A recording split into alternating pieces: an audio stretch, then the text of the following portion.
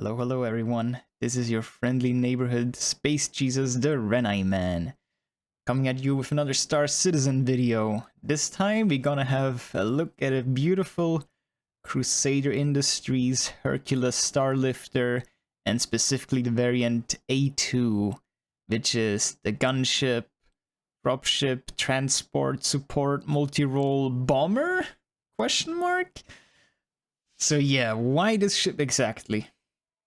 Well, I think it's an underrated ship, but more to that later. Firstly, the information on this ship is kind of scarce, and it is not really all, cookie cutters what fits inside. So today we're gonna have a closer look at what fits inside this hangar bay and why it is important.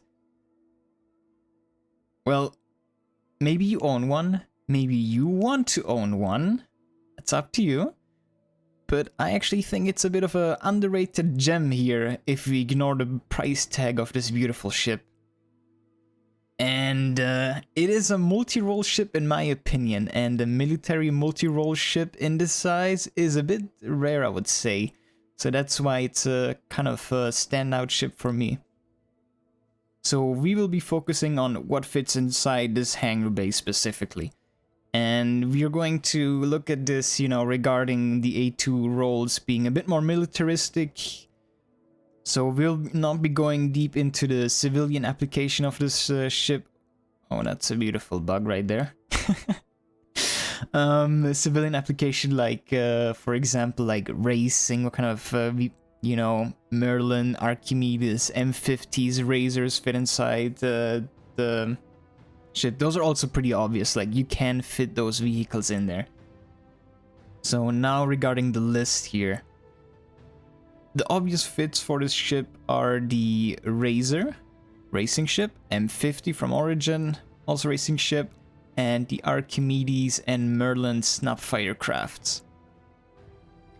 Other hover vehicles that also fit inside are the Dragonfly, the Nox, the X1, and the HoverQuad. Other ground vehicles are the Ranger bikes, the Cyclone, the G12, Ursa Rover.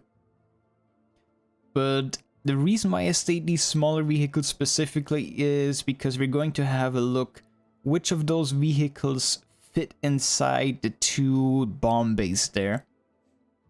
Now this will be, more important once we get later into the discussion of Nova Tank, Ballista, and Spartan. So yeah, let's have a look at what fits inside the two bomb bays there. Ooh, that is actually huge. Like, the fact that this vehicle fits in here is actually really huge. It's gonna hopefully slowly come down here. Yeah. So this is one of the vehicles I wanted to highlight here that fits in between the bomb bay, the Dragonfly. It's a two-man, has one SCU cargo. So this is like a perfect scout fit for like a military operation here if you have other vehicles in the front. A also other nice surprising fit is the HoverQuad, which was to be expected since Dragonfly also fit. Yeah, good to know that some vehicles do fit in here, and of course like the Ranger bike would also fit in here. And as we can see, it fits. But does it actually fit?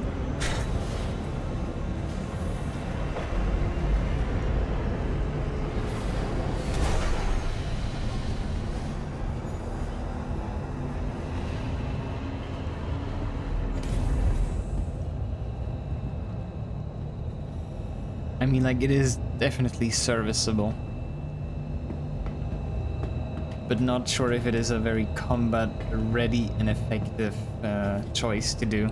But it's good to know that the Tumbril Cyclone fits in here in between the bomb bay. So next up is the Ursa Rover. Okay, good. Bad news, guys.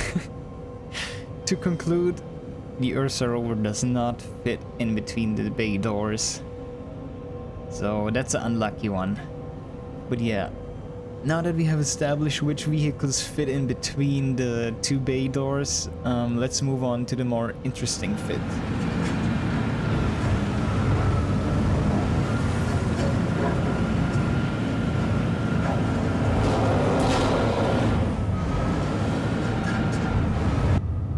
Now, as you can see, I already have the Ballista parked and the Nova tank incoming. So the only thing we need to do is actually turn off the main gun. So let's actually, I mean, like we can go subsystems, weapons, and turn it off. There we go. Should tug it compact, you know? Okay, let's carefully back up. It's probably gonna scrape the roof slightly. Let's make sure here. I mean, like, we can actually go a bit more in front. Let's kind of find a ledge there. I actually think this is pretty good. Okay, good. It's a good fit. Let's get out and have a look. Open door. No problem here. Can exit, no problem. And walk around the front, also no problem. Let's have a look in the back here. Should be enough space. Yes, no problem. Okay, good. Let's close up the rear ramp. And the front, of course. Enough space to go in between vehicles, no issues whatsoever. Good.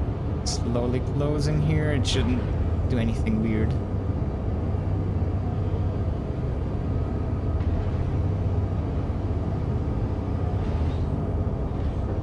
Perfect. That is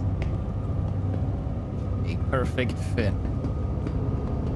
Okay, good. Why is this important? Like, we know that the Anvil Atlas chassis, so that's the Ballista and the Spartan, and the tank fit in the A2. And yeah, since the vehicle spawn limit is 3, I can actually put a Tumbril or a Dragonfly in the back here as well. So that is actually huge. So why is this combination actually important? Like, you never really want to actually carry 2 Atlas platforms. Like, there's a few niche case scenarios where you want to carry like 2 Spartans or 2, you know, Ballistas. In my mind, there's only 2 main configurations when approaching a ground mission. Either all airspace is denied to all parties or open airspace. Now, what do I mean with all airspace denied to all parties? I mean specifically if there is like a weather event or a planet's atmosphere is unstable to land on certain areas, then all parties involved, like defender and attacker, have the air superiority like denied. There is no air element at all. And the other scenario is just, yeah, open air pretty much. So if air is denied, what do you want to bring? Well, I would actually go with a Spartan and a Nova tank. Nova tank being the muscle of the operation, and the Spartan will bring the ground force element, your infantry, mechanized infantry together with the Spartan.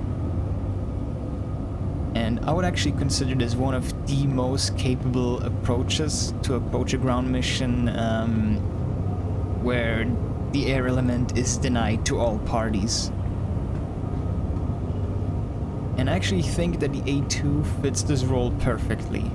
Like, you can just send in one single ship if it is pretty much fully manned, because you can fend off air targets pretty well in an A2. Like, you don't wanna mess with this ship, that's for sure.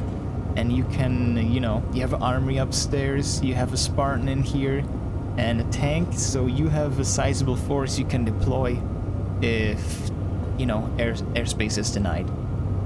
The other approach, and this is what I have here right now, if airspace is open, you actually want to bring the Ballista together with the Nova tank. Now, the Nova tank is again more of the ground muscle, but it does actually have anti-air capabilities, as you can see. right there. That's the anti-air launcher, and the Ballista is a very, very beastly anti-air platform here. And yeah, it's to deny the enemy air altogether, area of denial, or just to contest air superiority with the Ballista alone.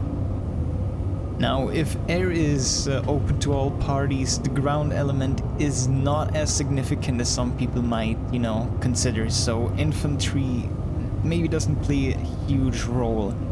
But since air is open anyway, you might want to bring another vehicle altogether. So your infantry is going to be deployed with other means, like a hoplite, Valkyrie, that kind of thing. And since air is not denied anyway, you can move in with the A2 itself. Like, you have bombs and you have a lot of downward facing firepower that your otherwise, you know, infantry ground forces could man all those turrets. And once, you know, an insertion point has been cleared, you can move in with the infantry. So yeah, this is where the A2 shines again. Like, it's close air support, and you can deploy some sizable force to, you know, combined arms approach. Like, it's very strong. So yeah, I hope with all, like, and yeah, like I said, in the back here you can still have like a Tumbril Cyclone and HoverQuads to scout ahead and, you know, utility stuff. Maybe you can even put in some crates here for your cargo needs, stuff like that. So yeah, I actually think that's why the A2 is a bit underrated. People don't really realize what this ship can bring to a battlefield. And yeah, I hope I was able to illustrate what the A2 can do in terms of carrying capacity. And yeah. Thanks everybody for joining, and I'll catch you in the next one. Have a good one. Why don't follow me?